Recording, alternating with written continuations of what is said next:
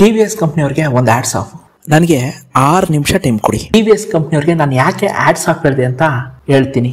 ನಾನು ಕಳೆದ 28 ತಿಂಗಳಿಂದ TVS ಇಕ್ವಿಪ್ನ ಎಸ್ ಮಾಡೆಲ್ ಗಾಡಿ ಓಡಿಸ್ತಾ ಇದ್ದೀನಿ. ಇದುವರೆಗೆ 43,000 ಕಿಲೋಮೀಟರ್ ಓಡಿಸಿದ್ದೀನಿ. ಈ 43,000 ಕಿಲೋಮೀಟರ್ ಓಡಿಸಿದ ಮೇಲೂ ಕೂಡ ಗಾಡಿ ಎಷ್ಟು ರೇಂಜ್ ಕೊಡ್ತಾ ಇದೆ ಅಂತ ಈಗ ಚೆಕ್ ಮಾಡಿ ಹೇಳ್ತೀನಿ. ಬನ್ನಿ ಹಾಗಾದ್ರೆ ವಿಡಿಯೋನ ಶುರು ಮಾಡೋಣ. ಮೊದಲನೇದಾಗಿ ನನ್ನ ಹತ್ರ ಇರೋ TVS ಇಕ್ವಿಪ್ ಗಾಡಿಯ ಬ್ಯಾಟರಿ ಕೆಪಾಸಿಟಿ ಬಂದು 3.4 ಕಿಲೋವ್ಯಾಟ್ ಇದೆ.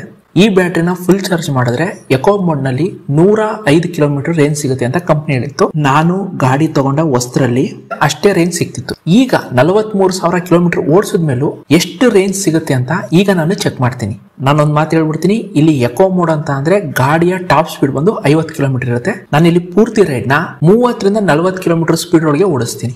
ಆಗ ಎಷ್ಟು ರೇಂಜ್ ಸಿಗುತ್ತೆ ಅಂತ ನಾನು ಚೆಕ್ ಮಾಡಿ ಈ ವಿಡಿಯೋದಲ್ಲಿ ನಿಮ್ಗೆ ತಿಳಿಸ್ತೀನಿ. ಈಗ ನೋಡಿ, ನನ್ನ ಗಾಡಿ ಪೂರ್ತಿ ಚಾರ್ಜ್ ಆಗಿದೆ. ಇಲ್ಲಿ 100% ಓಡಿಸ್ತಾ ಇದೆ. ಈ ಕಡೆ ಇಲ್ಲಿ ಎಕೋ ಮೋಡ್ ನಲ್ಲಿ 105 ಕಿಲೋಮೀಟರ್ ತನಕ ಹೋಗ್ಬೋದು ಅಂತ ತೋರಿಸ್ತಾ ಇದೆ. ಓಡೋಮೀಟರ್ ಅಲ್ಲಿ 43,099 ಕಿಲೋಮೀಟರ್ ಅಂತ ತೋರಿಸ್ತಾ ಇದೆ. ಈಗ ನಾನು ಮೈಸೂರಲ್ಲಿ ಇದ್ದೀನಿ. ಮೈಸೂರಿಂದ ಮಂಡ್ಯಗೆ ಹೋಗ್ಬಿಟ್ಟು ಬರ್ತೀನಿ. ಇಲ್ಲಿ ಮೈಸೂರಿಂದ ಮಂಡ್ಯಗೆ 42 ಕಿಲೋಮೀಟರ್ ಆಗುತ್ತೆ. ಹೋಯ್ತಾ ಬರ್ತಾ ಅಂದಾಜು ಒಂದು 80 ಕಿಲೋಮೀಟರ್ ಆಗ್ಬೋದು. ನೋಡೋಣ ಹೋಗ್ಬಿಟ್ಟು ಬರುತ್ತಾ ಅಂತ ಚೆಕ್ ಮಾಡೋಣ ಬನ್ನಿ. ಈಗ ನಾನು ಮೈಸೂರು ಬೆಂಗಳೂರು ಹೈವೇಲಿ ಹೋಗ್ತಾ ಇದ್ದೀನಿ. ಹೈವೇಗೆ 2 ವೀಲರ್ ಎಂಟ್ರಿ ಇರಲ್ಲ, ಯಾಕಂದ್ರೆ ಅಲ್ಲಿ ಬರೀ ಕಾರು, ಲಾರಿ, ಟ್ರಕ್ಕು, ಬಸ್ಗಳು ಮಾತ್ರ ಎಂಟ್ರಿ ಇರುತ್ತೆ. 2 ವೀಲರ್ 3 ವೀಲರ್ ಟ್ರ್ಯಾಕ್ಟರ್ ಎಲ್ಲ ನಾವು ಸರ್ವಿಸ್ ರೋಡಲ್ಲಿ ಹೋಗಬೇಕು. ಸರ್ವಿಸ್ ರೋಡಲ್ಲೇ ನಾನು ಮಂಡ್ಯಗೆ ಹೋಗ್ತಾ ಇದ್ದೀನಿ. ಸರ್ವಿಸ್ ರೋಡ್ ಬಿಟ್ಟು ನಾವೇನಾದರೂ ಮೈಸೂರು ಬೆಂಗಳೂರು ಹೈವೇಗೆ ಹೋಯ್ತು ಅಂದ್ರೆ ಪೊಲೀಸ್ ಅವರಿಂದ ಫೈನ್ ಹಾಕ್ತಾರೆ. 500ರಿಂದ 1,000 ರೂಪಾಯಿ ತನಕ ಫೈನ್ ಬೀಳ್ಬೋದು. ಅದಕ್ಕೋಸ್ಕರ ನಾವು ಸರ್ವಿಸ್ ರೋಡಲ್ಲೇ ಹೋಗಿ ಶ್ರೀರಂಗಪಟ್ಟಣ ಆದ್ಮೇಲೆ ಮಂಡ್ಯಗೆ ಹೋಗಿ ಮಂಡ್ಯದಿಂದ ವಾಪಸ್ ಯೂಟರ್ನ್ ತಗೊಂಡು ವಾಪಸ್ ಶ್ರೀರಂಗಪಟ್ಟಣ ಮೈಸೂರಿಗೆ ಬರ್ತೀವಿ. ನಾನು ಮೈಸೂರು ಟು ಮಂಡ್ಯಗೆ ಹೋಗಿ ವಾಪಸ್ ಬಂದೆ. ಈಗ ನೋಡ್ತಾ ಇದ್ದೀರಾ, ನಾನು ಮೈಸೂರು ಟು ಮಂಡ್ಯಗೆ ಹೋಗ್ಬಿಟ್ಟು ಬಂದ್ಮೇಲೂ ಕೂಡ ಇನ್ನೂ ಕೂಡ 30% ಬ್ಯಾಟ್ರಿ ಉಳಿದಿತ್ತು. ಅದಕ್ಕೆ ನಾನೇನು ಮಾಡಿದೆ ಅಂದರೆ ಮೈಸೂರು ರಿಂಗ್ ರೋಡಲ್ಲಿ ಒಂದು ರೌಂಡ್ ಹಾಕ್ತೆ. ಈಗ ನೋಡ್ತಾ ಇದ್ದೀರಾ, ನನ್ನ ಬ್ಯಾಟ್ರಿ 1%ಗೆ ಬಂದಿದೆ. ಬರೀ 1% ಇದೆ. ಈಗ ನಾನು ಓಡೋಮೀಟರ್ ಚೆಕ್ ಮಾಡಿದಾಗ ಇಲ್ಲಿ ತೋರಿಸ್ತಾ ಇರೋದು 43,210 ಕಿಲೋಮೀಟರ್ ತೋರಿಸ್ತಾ ಇದೆ. ನೀವೇ ನೋಡಿ, ಈಗ ನನ್ನ ಗಾಡಿ ಬ್ಯಾಟ್ರಿ ಬಂದು 1% ಇದೆ. ಓಡೋಮೀಟ್ರಲ್ಲಿ 43,210 ಕಿಲೋಮೀಟರ್ ತೋರಿಸ್ತಾ ಇದೆ. ಅಂದರೆ 43,210 ಮೈನಸ್ 43,099 ಕಿಲೋಮೀಟರ್. ಅಂದರೆ ನನ್ನ ಗಾಡಿ ಪೂರ್ತಿ ಚಾರ್ಜ್ನಲ್ಲಿ 111 ಕಿಲೋಮೀಟರ್ಗಳ ರೇಂಜ್ ಕೊಡ್ತಾ ಇದೆ. ಇದನ್ನ ನೋಡಿ ನನಗಂತೂ ಶಾಕ್ ಆಯಿತು. ಯಾಕಂದರೆ 43,000 ಕಿಲೋಮೀಟರ್ ಓಡಿದ ಮೇಲೂ ಕೂಡ ನನ್ನ ಗಾಡಿ 111 ಕಿಲೋಮೀಟರ್ ರೇಂಜ್ ಕೊಡೋದು ಅಂದರೆ ಸಾಮಾನ್ಯ ಅಲ್ಲ. ಆದ್ರಿಂದಲೇ ನಾನು TVS ಕಂಪ್ನಿಯವರಿಗೆ ಒಂದು ದೊಡ್ಡ ಸಲಾಮ್ ಅಂತ ಹೇಳಿದ್ದು. ನಿಜವಾಗ್ಲೂ ಖುಷಿ ಆಯಿತು. TVS ಕಂಪ್ನಿಯವರಂತೂ ಸೂಪರ್ ಆಗಿರೋ ಒಳ್ಳೆ ಕ್ವಾಲಿಟಿ ಗಾಡಿ ಕೊಟ್ಟಿದ್ದಾರೆ. ನನಗಂತೂ ತುಂಬಾನೇ ಖುಷಿ ಆಯಿತು. ಈಗ ನೀವು ಒಂದು ಕ್ವಶನ್ ಕೇಳ್ಬೋದು ನನಗೆ, ನಿಮ್ಮ ಗಾಡಿ 43,000 ಕಿಲೋಮೀಟರ್ ಓಡಿದ ಮೇಲೂ ಕೂಡ 111 ಕಿಲೋಮೀಟರ್ಗಳ ರೇಂಜ್ ಹೆಂಗ್ ಕೊಡ್ತಾ ಇದೆ ಅಂತ ನೀವು ಕೇಳ್ಬೋದು. ಅದಕ್ಕೆ ನಾನು 5 ಕಾರಣ ಕೊಡ್ತೀನಿ. ಮೊದಲನೇ ಕಾರಣ ಬಂದು ಟೈಮ್ಗೆ ಸರಿಯಾಗಿ ಸರ್ವಿಸ್ ಮಾಡಿಸೋದು. ನಾನಂತೂ ಟೈಮ್ಗೆ ಸರಿಯಾಗಿ ಸರ್ವಿಸ್ ಮಾಡಿಸ್ತಾ ಇದೆ. ಯಾವುದೇ ಸರ್ವಿಸ್ ನಾನು ಮಿಸ್ ಮಾಡಿಲ್ಲ. TVS iQube ಅಲ್ಲಿ ಪ್ರತಿ 4,000 ಕಿಲೋಮೀಟರ್ಗೆ ಒಂದ್ಸತಿ ಸರ್ವಿಸ್ ಮಾಡಿಸ್ಬೇಕು. ನಾನಂತೂ ಇದುವರೆಗೆ 11 ಬಾರಿ ಸರ್ವಿಸ್ ಮಾಡಿಸಿದ್ದೀನಿ. ಒಂದೇ ಒಂದು ಬಾರಿ ಕೂಡ ಸರ್ವಿಸ್ ನ ಮಿಸ್ ಮಾಡಿಲ್ಲ. ಅಷ್ಟೇ ಅಲ್ಲದೆ ನಾನು 4,000 ಕಿಲೋಮೀಟರ್ಗಿಂತ ಮುಂಚೆನೆ ಅಂದ್ರೆ 3,700 3,800 ಕಿಲೋಮೀಟರ್ ಇದ್ದಂಗೆ ನಾನು ಸರ್ವಿಸ್ ಮಾಡಿಸ್ತಾ ಇದೆ. ಅದಕ್ಕೆ ನಾನು ಹೇಳೋದು, ನಿಮ್ಮ ಹತ್ರ ಏನಾದರೂ ಎಲೆಕ್ಟ್ರಿಕ್ ಗಾಡಿ ಇದ್ರೆ ದಯವಿಟ್ಟು ಟೈಮ್ಗೆ ಸರಿಯಾಗಿ ಸರ್ವಿಸ್ ಮಾಡಿಸಿ. ಎರಡನೇ ಕಾರಣ ಬಂದು ಬ್ಯಾಟ್ರಿನ ಓವರ್ ಆಗಿ ಡ್ರೈವ್ ಮಾಡಬಾರ್ದು. ಅಂದ್ರೆ ಗಾಡಿ ಬ್ಯಾಟ್ರಿ ಪೂರ್ತಿ 0 ಬರೋ ತನಕ ಯಾವುದೇ ಕಾರಣಕ್ಕೂ ಓಡಿಸಬಾರ್ದು.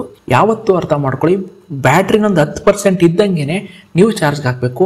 ಅಷ್ಟೇ ಅಲ್ಲದೆ ನೀವು ಓವರ್ ಚಾರ್ಜ್ ಕೂಡ ಮಾಡಬಾರ್ದು. ಓವರ್ ಚಾರ್ಜ್ ಅಂದ್ರೆ ಪೂರ್ತಿ 100% ಚಾರ್ಜ್ ಮಾಡೋದು, ಅಥವಾ 100% ಚಾರ್ಜ್ ಆದ್ಮೇಲೂ ಕೂಡ ಅದನ್ನ ಹಾಗೆ ಚಾರ್ಜರ್ ನಂಗೆ ಬಿಟ್ಬಿಡೋದು. ಆ ರೀತಿ ಮಾಡಬಾರ್ದು. ಮ್ಯಾಕ್ಸಿಮಮ್ ಅಂದ್ರೆ 95% ಬರ್ತಿದ್ದಂಗೆ ನೀವು ಚಾರ್ಜರ್ನ ತೆಗೆದು ಬಿಡಬೇಕು. ನಾನು ಅಷ್ಟೇನೆ, ಯಾವತ್ತೂ ಅಷ್ಟೇನೆ ಮಿನಿಮಮ್ 10% ಇಂದ ಮ್ಯಾಕ್ಸಿಮಮ್ 95% ವರೆಗೆ ನಾನು ಬ್ಯಾಟ್ರಿನ ಮೇಂಟೈನ್ ಮಾಡ್ತಾ ಇದ್ದೆ. ಇದುವರೆಗೆ ಅಂದ್ರೆ ಏನು 28 ತಿಂಗಳು ನಾನು ಗಾಡಿ ಓಡಿಸಿದೀನಿ. 28 ತಿಂಗಳಲ್ಲಿ ಮ್ಯಾಕ್ಸಿಮಮ್ ಅಂದ್ರೆ ಒಂದು 2-3 ಸತಿ ಅಷ್ಟೇ ನಾನು ಬ್ಯಾಟ್ರಿ ಓವರ್ ಡ್ರೈ ಆಗಿರ್ಬೋದು. ಅಷ್ಟೇ ಹೊರತು ನಾನು ಎಲ್ಲಾ ಟೈಮಲ್ಲೂ ನನ್ನ ಗಾಡಿನ 10% ಇಂದ 95% ತನಕನೇ ಮೇಂಟೈನ್ ಮಾಡಿದ್ದೀನಿ. ನೀವು ಅಷ್ಟೇನೆ 10% ಇಂದ ಮ್ಯಾಕ್ಸಿಮಮ್ ಅಂದ್ರೆ 95% ತನಕ ಮೇಂಟೈನ್ ಮಾಡಿ. ಪೂರ್ತಿ ಓವರ್ ಆಗಿ ಡ್ರೈವ್ ಮಾಡಬೇಡಿ, ಹಾಗೇನೆ ಓವರ್ ಆಗಿ ಚಾರ್ಜ್ ಮಾಡಬೇಡಿ.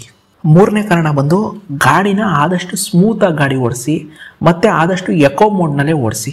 ಕೆಲವು ಸತಿ ಏನ್ ಮಾಡ್ತಾರೆ ಗೊತ್ತಾ, ಸಡನ್ ಆಗಿ ಎಕ್ಸ್ಲೇಟರ್ ಕೊಡೋದು, ಸಡನ್ ಆಗಿ ಎಕ್ಸ್ಲೇಟರ್ನ ಕಮ್ಮಿ ಮಾಡೋದು, ಆ ಥರ ಮಾಡಬೇಡಿ. ಅವಾಗ ಏನಾಗುತ್ತೆ, ಬ್ಯಾಟ್ರಿ ಮತ್ತೆ ಮೋಟ್ರ್ ಎರಡರ ಮೇಲೂ ಕೂಡ ಎಫೆಕ್ಟ್ ಆಗುತ್ತೆ. ಅದಕ್ಕೆ ಯಾವತ್ತೂ ಅಷ್ಟೇ ಎಕೋ ಮೋಡ್ ನಲ್ಲೇ ಗಾಡಿ ಓಡಿಸಿ, ಮತ್ತೆ ಸ್ಮೂತ್ ಆಗಿರಲಿ, ಮತ್ತೆ ಕಾನ್ಸ್ಟೆಂಟ್ ಸ್ಪೀಡಲ್ಲಿ ಹೋಗಿ. ಅಂದ್ರೆ ಒಂದೇ ಸ್ಪೀಡಲ್ಲಿ ಒಂದು 30ರಿಂದ 40 ಸ್ಪೀಡಲ್ಲೇ ಹೋಗುವಂಥದ್ದು ಮಾಡಿ. ಅವಾಗ ನಿಮಗೆ ಖಂಡಿತವಾಗ್ಲೂ ಕೂಡ ಒಳ್ಳೆ ರೇಂಜ್ ಸಿಗುತ್ತೆ. ನೀವೇನಾದ್ರೂ ಸಡನ್ ಆಗಿ ಒಂದ್ಸತಿ ಪವರ್ ಮೋಡ್ ಹೋಗೋದು, ಒಂದ್ಸತಿ ಎಕೋ ಮೋಡ್ ಅಲ್ಲಿ ಬರೋದು, ಮತ್ತೆ ಸಡನ್ ಆಗಿ ಎಕ್ಸ್ಲೇಟರ್ ಜಾಸ್ತಿ ಕೊಡೋದು, ಈ ರೀತಿ ಎಲ್ಲ ಮಾಡಿದಾಗ ಏನಾಗುತ್ತೆ, ಬ್ಯಾಟ್ರಿ ಮತ್ತೆ ಮೋಟ್ರ್ ಎರಡರ ಮೇಲೂ ಕೂಡ ಎಫೆಕ್ಟ್ ಆಗುತ್ತೆ.